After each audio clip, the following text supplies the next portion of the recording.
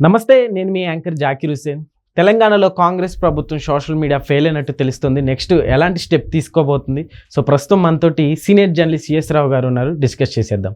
Hi sir. Hello sir, ఏంటి sir తెలంగాణలో Congress media ఏదైతే ఉందో సోషల్ మీడియా ఫెయిల్ అయినట్టుగా తెలుస్తుంది, ఏంటి? ఇప్పుడు ఏ పార్టీకైనా సోషల్ మీడియా అనేది ఇంపార్టెంట్. ఇప్పుడు ఎస్, రాబోయే రోజుల్లో సోషల్ మీడియా అనేదే డిసైడ్ ఫ్యాక్టర్గా మారబోతుంది గెలుపోవటం మీద.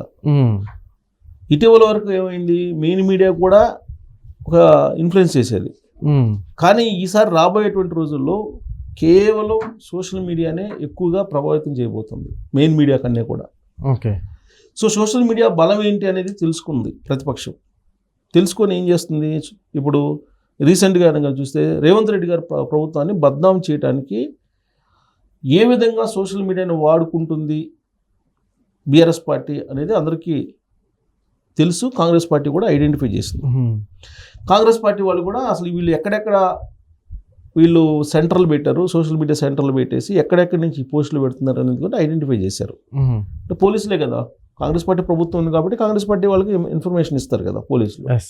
దాని ప్రకారం ఏంటంటే గుజరాత్లో ఒక సెంటర్ పెట్టారు బీఆర్ఎస్ పార్టీ వాళ్ళు. అక్కడి నుంచి రేవంత్ రెడ్డి ప్రభుత్వం మీద వ్యతిరేకమైనటువంటి పోస్టులు, వ్యతిరేకమైనటువంటి వీడియోలు, వ్యతిరేకమైనటువంటి న్యూస్ని సోషల్ మీడియాలో ప్రొజెక్ట్ చేస్తున్నారనేది ఒక ఇన్ఫర్మేషన్ తెలంగాణ పోలీసుల దగ్గర ఉందని చెప్పి తెలుస్తుంది. ఓకే.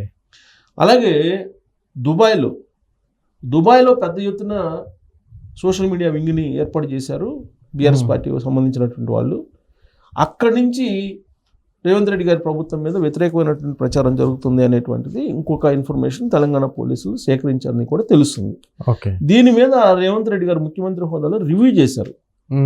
రివ్యూ చేసి అసలు సోషల్ మీడియా కాంగ్రెస్ పార్టీది ఎందుకు బలహీనంగా ఉంది, ఓకే, అసలు మీడియానే లేదు కాంగ్రెస్ పార్టీకి తెలంగాణకి. వాస్తవంగా చెప్పాలంటే మీడియా లేదు, సోషల్ మీడియా లేదు. మీడియా లేదు సార్, సోషల్ మీడియా లేదు, మీడియా లేదు. ఓకే. వాళ్ళకి ఒకవేళ 1-2 ఉన్నా కానీ అవేమో క్రమ పద్ధతిలో కాంగ్రెస్ పార్టీకి సపోర్ట్ చేసేవిగా లేవు.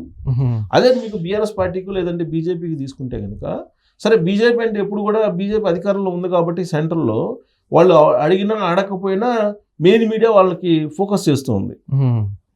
అలాగే సోషల్ మీడియాకి సంబంధించినటువంటి కొన్ని వింగ్స్ వాళ్ళకు ఉన్నాయి బీజేపీకి, వాళ్ళకంటూ సపరేట్గా కొన్ని ఉన్నాయి. బట్ అసలు ఏమీ లేనిది ఏదైనా ఉందంటే Telangana Congress party. Okay. So Telangana Congress పార్టీకి పర్టికులర్గా మీడియా అంటూ ఏమీ లేదు. అదొక పెద్ద మైనస్ పాయింట్ ఆ పార్టీకి అనేది ఇప్పుడు రేవంత్ రెడ్డి గారు భావిస్తున్నారు. అలాగే కాంగ్రెస్ పార్టీ కూడా భావిస్తుంది. పిసిసి అధ్యక్షుడు ఉన్నారు, ఆయన భావిస్తున్నారు, మహేష్ కుమార్ గౌడ్ గారు. అయితే దీనికి ఎందుకని ఫెయిల్ అయిపోయింది అని అంటే, అవతల వాళ్ళు బలంగా ఉన్నప్పుడు మనం ఫెయిల్ అయినట్టు కనపడతాం, అంతే, వెరీ సింపుల్. అంటే బీఆర్ఎస్ పార్టీ చాలా బలంగా ఉంది, బీఆర్ఎస్ పార్టీ సోషల్ మీడియా బలంగా ఉంది, మీడియా కూడా బలంగా ఉంది. వాళ్ళు ఆల్రెడీ మీడియాకు సంబంధించి బలపడ్డారు ఎప్పటి నుంచో. ఇప్పుడు తాజాగా కూడా బీఆర్ఎస్ పార్టీ అధికారంలో ఉన్నప్పుడు ఎన్ని కోట్ల రూపాయలు అడ్వర్టైజ్మెంట్ రూపంలో తీసుకుంది నమస్తే తెలంగాణకి, అలాగే టీ న్యూస్కి, అలాగే ఇంకొక ఇంగ్లీష్ పత్రిక కూడా ఏదో పెట్టారు, దానికి కూడా తీసుకున్నారు అని చెప్పాను. మొత్తం లిస్ట్ అవుట్ చేసింది. దాదాపు కొన్ని 100 కోట్ల రూపాయలు వాళ్ళు తీసేసుకున్నారు అడ్వర్టైజ్మెంట్ రూపంలో. ఓకే. తీసుకొని వాళ్ళు మీడియాని, సోషల్ మీడియాని బలోపేతం చేసుకున్నారు. ఇప్పుడు ఆ కాంగ్రెస్ పార్టీ అధికారంలో ఉంది. సో దాంతో ఇక్కడ ఒకవేళ ఇక్కడి నుంచి పోస్టులు కానీ, వీడియోలు కానీ, లేదంటే ప్రచారం కానీ చేస్తే, వ్యతిరేకమైన ప్రచారం, కేసులు పెడుతున్నారనే ఉద్దేశంతో వీళ్ళు రాష్ట్రాన్ని దాటిచ్చి సోషల్ మీడియాకు సంబంధించినటువంటి కేంద్రాలను ఏర్పాటు చేశారనేది కాంగ్రెస్ పార్టీ భావిస్తుంది. ఇప్పుడు ఏ చిన్న ఇష్యూ వచ్చినా కానీ దాన్ని భూతత్వంలో పెట్టి చూపించేటువంటి ఒక బలమైనటువంటి నెట్వర్క్ సంపాదించుకుంది బీఆర్ఎస్ పార్టీ అనేది కాంగ్రెస్ పార్టీ భావిస్తుంది. రేవంత్ రెడ్డి గారు భావిస్తున్నారు. ఇప్పుడు రేవంత్ రెడ్డి గారు రివ్యూలో తెలియదు కూడా అదే. హైదరాబాద్ సెంట్రల్ యూనివర్సిటీ ఇష్యూ వచ్చిన తర్వాత అసలు నిజాలు బయటకు రావట్లేదు. నిజాలు బయటకు వచ్చే లోపలే అబద్ధం మొత్తం దేశం మొత్తం తిరుగుతుంది. ఇది ఎక్కడ న్యాయం అని చెప్పి అంటున్నాడు రేవంత్ రెడ్డి గారు. ఇదే మాట అన్నాడు ఆయన. నిజాం బయటకు వచ్చే లోపలే అబద్ధం మొత్తం దేశం మొత్తం తిరిగి వచ్చింది, ఇది ఎక్కడ అన్యాయం అని చెప్పి ఆయన అంటున్నారు. మరి అంతే ఉంటుంది, అవతల వాళ్ళు బలంగా ఉన్నప్పుడు అంతే ఉంటుంది. ఇప్పుడు దాన్ని బలోపేతం చేయాలి. ఇప్పుడు రేవంత్ రెడ్డి గారు బలోపేతం చేయకపోతే రాబోయేటువంటి రోజుల్లో ఖచ్చితంగా ఆయనకి వ్యతిరేకమైనటువంటి ప్రచారం జరుగుతుంది. ఇప్పుడు అనేకమైనటువంటి అంశాలు ఉన్నాయి కదా. ఇప్పుడు హైడ్రాకి సంబంధించింది కూడా అదే జరిగింది కదా. హైడ్రాకి సంబంధించి వ్యతిరేకంగా ప్రచారం చేసింది బీఆర్ఎస్ పార్టీ. ఆ విషయంలో సక్సెస్ అయ్యింది సోషల్ మీడియా. లెక్చర్ల విషయంలో సక్సెస్ అయిపోయింది. తర్వాత పేపర్లలో ఎగ్జామ్స్ పోస్ట్ పోన్ చేయాలనేటువంటి విషయంలో కూడా నెగిటివ్ ప్రచారాన్ని చేశారు. ఇప్పుడు హైదరాబాద్ సెంట్రల్ యూనివర్సిటీ వ్యతిరేకమైన ప్రచారం చేస్తూ ఉన్నారు, రకరకాల వ్యతిరేకమైన ప్రచారాలు చేస్తున్నారు కదా ఇప్పుడు. సో దాన్ని కట్టడి చేయాలంటే కనుక అది అంత ఈజీ కాదు. ఇక్కడ వరకు అయితే కట్టడి చేస్తుంది కాంగ్రెస్ పార్టీ. వేరే రాష్ట్రానికి వెళ్ళి ఏం కట్టడి చేస్తుంది, అలాగే వేరే దేశానికి వెళ్ళి ఏం కట్టడి చేస్తుంది, చేయలేరు కదా. అక్కడి నుంచి పోస్టులు పెడుతుంటారు. మనకు ఉదాహరణ తీసుకున్న 2024 ఎన్నికలకు ముందు వైఎస్ఆర్ కాంగ్రెస్ పార్టీ ఆంధ్రప్రదేశ్లో అదే చేసింది.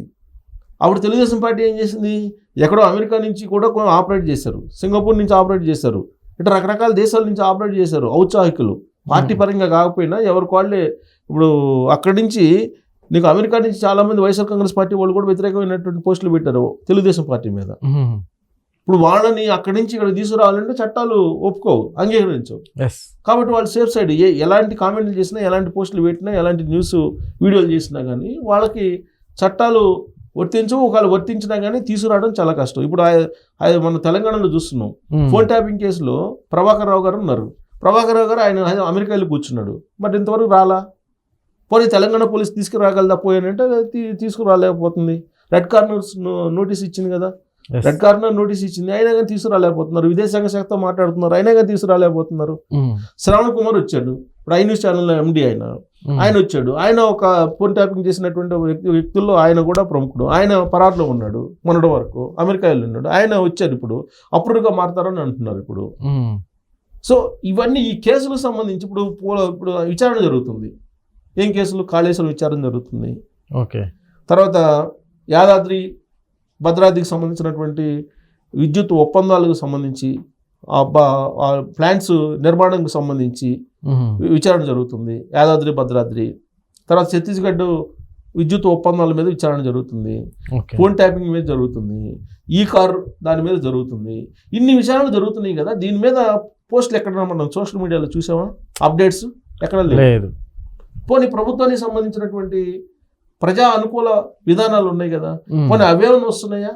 అవి లేవు. ఇప్పుడు రేవంత్ రెడ్డి గారు ముఖ్యమంత్రి హోదాలో తీసుకున్నటువంటి చర్యలు ఏదైతే ఉన్నాయో ప్రజా అనుకూల చర్యలు, అవి నీకు ఫ్లేవర్ కావట్లా. అలాగే నీకు విచారణ కొనసాగుతున్నటువంటి కేసులకు సంబంధించిన అప్డేట్స్ రావట్లా. వస్తున్నాయి ఏంటి సోషల్ మీడియాలో అంటే రేవంత్ రెడ్డి గారికి వ్యతిరేకంగా వస్తున్నాయి, లేదా కాంగ్రెస్ పార్టీకి వ్యతిరేకంగా వస్తున్నాయి. ఆ పార్టీ ఉండదు, రేవంత్ రెడ్డి గారు ముఖ్యమంత్రిగా దిగిపోతారు, వాళ్ళు కొట్టుకుంటున్నారు, వాళ్ళకి పట్టలేదు. ఢిల్లీ వెళ్తే రేవంత్ రెడ్డి గారిని ఎవరు పట్టించుకోవట్లేదు, రాహుల్ గాంధీకి రేవంత్ రెడ్డి గారికి పట్టలేదు, రేవంత్ రెడ్డి గారు మంత్రివర్గాన్ని విస్తరింపజేయలేకపోతున్నారు, రేవంత్ రెడ్డి గారు దిగిపోతారు త్వరలో, ఆ ప్లేస్లో శ్రీనివాస్ రెడ్డి గారు వస్తారు. ఇట్లా రకరకాల ఈ న్యూసే కదా సోషల్ మీడియాలో వస్తుంది. అది ఎవరు చేస్తున్నారు అంటే అపోజిషన్ చేస్తుంది. అంటే అపోజిషన్ సోషల్ మీడియా బలంగా ఉంది. కాబట్టి ఇప్పుడు సోషల్ మీడియా బలంగా లేనందువల్ల కాంగ్రెస్ పార్టీది ఇలాంటి దుష్ప్రచారం పై చేయగలుగుతుంది. అదే ఆయన చెప్తుంది. నిజం తెలిసే లోపల అబద్ధం మొత్తం దేశం తిరిగి అవుతుందంటే తిరిగి వస్తుంది. కాబట్టి కాంపిటేటివ్గా నువ్వు సోషల్ మీడియాని పెట్టుకోవాలి. సోషల్ మీడియాని పెట్టుకుంటే తప్ప రాబోయేటువంటి రోజుల్లో రేవంత్ రెడ్డి గారు నిలబడేటువంటి అవకాశం లేదు. అట్లీస్ట్ ఆయన చేసిన చెప్పుకునేటువంటి పరిస్థితి లేదు. ఇప్పుడు ప్రజల్లోకి వెళ్ళట్లేదు. ఆయన చేసింది ఏదైతే చేశారో అది ఎఫెక్టివ్గా తీసుకెళ్ళలేకపోతున్నాడు ఆయన. ఆయన ఏమనుకుంటున్నాడు, మీడియా మొత్తం ఉంది కదా, మీడియాని పట్టించుకోవట్లేదు ఆయన.